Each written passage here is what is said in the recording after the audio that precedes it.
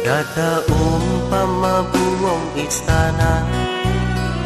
yang timur di dalam taman raja, an mungkin adik burung lon jego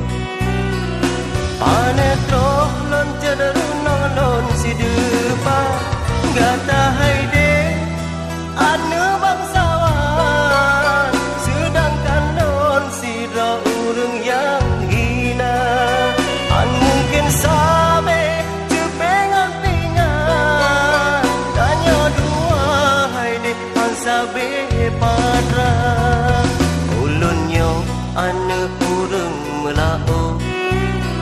sagaihan patut tujuh do kata